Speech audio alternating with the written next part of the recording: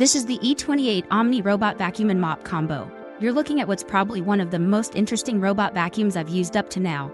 It has this clean, glossy black look, a bit thicker than some other RoboVacs out there, but feels solid and modern. When I first got it, I was honestly a little skeptical about the whole all-in-one station promise. And for sure, the detachable portable deep cleaner part seemed almost too good to be true for everyday users like me.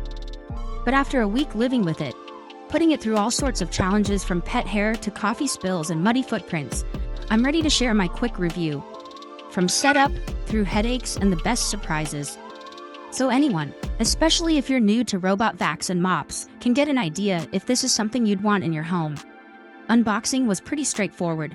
You get the E28 robot, a chunky base station, which handles charging, dustbin self-empty, mop washing, even hot air mop drying, and the smaller portable unit that clips on and off. No extra vacuum bags or cleaning solution were included, just a single pre-installed dust bag. Filling up the water tank was easy. Charging worked like any regular plug-in docked robot. Now, onto the actual cleaning experience. I live with 4 other people and there's a long-haired dog. I'm used to cleaning lots of crumbs, dust, random little objects, and, like anyone with pets, a ridiculous amount of hair. When I let the E28 loose for the first clean, I was genuinely surprised by how much it picked up.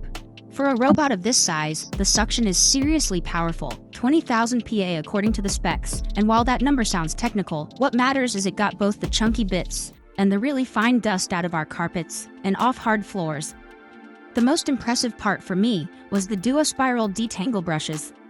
With all the pet and human hair, I've had robot vacuums in the past get constantly tangled up and require painful cleaning under the hood, but with these, I didn't have to yank hair out of the rollers after every run. That's a relief for anyone who gets annoyed by extra, unexpected maintenance. For mopping, the Hydrojet system stood out. Sometimes robot mops just drag a damp cloth around and miss areas, but this one presses the roller mop hard enough against the floor and actually rinses it continuously, so when it rolls out of the dock, it's ready to wipe, not smear. I was pleased to see there were no left-behind streaks, and the tile floor felt noticeably cleaner, even if I didn't spot visible dirt before. The app let me adjust water output too, though a downside was, sometimes the water came out a bit strong and I ended up with little puddles on the tile. It wasn't a huge problem, just something to watch. If you're careful, setting a lower water level helps a lot. One unique feature I really started to appreciate was the detachable flexion portable deep cleaner. There are always those oops moments, like someone spilling juice or the dog tracking in mud on a carpet. Usually I'd grab my old upright spot cleaner from the closet, which is heavy and messy, but with the E28, I just popped off the little cleaner, filled it at the dock, and got direct suction and water scrubbing power. Even cooler, the dock provides the electricity for powerful cleaning, so you're not relying on the robot's internal battery for intense spot jobs. In my opinion, this makes quick carpet touch-ups or sofa stain removals so much more convenient, and my cleaning closet is definitely less crowded. The app experience was pleasant, and I didn't need any special technical skills to get it working. It paired quickly on my phone and I could set cleaning schedules, choose which rooms or zones to clean, and also set no-go zones, very important for houses with sensitive floors or tons of obstacles. Being able to control it with a tap, plus use voice commands if you're into that, was convenient. The E28 also supports multi-level mapping, up to 5 floor maps saved at once. This means if you live in a house with upstairs carpet and downstairs tile, you can lug the robot and dock up or down, and it will remember your maps. Setting up these features only took 5 or 10 minutes. Edge and corner cleaning is something I always look at, since robots generally aren't great at reaching wall corners. eufy put their corner rover arm here, which is just a little side brush that extends out when needed.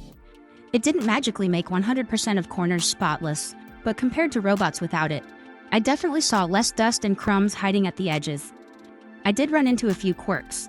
The E28 is taller than some other models I've tried, over 4 inches, mainly because of its LiDAR navigation hat on top.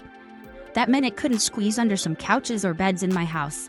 Not a deal breaker for me, but if your must-have spaces are really low, you'll want to measure first.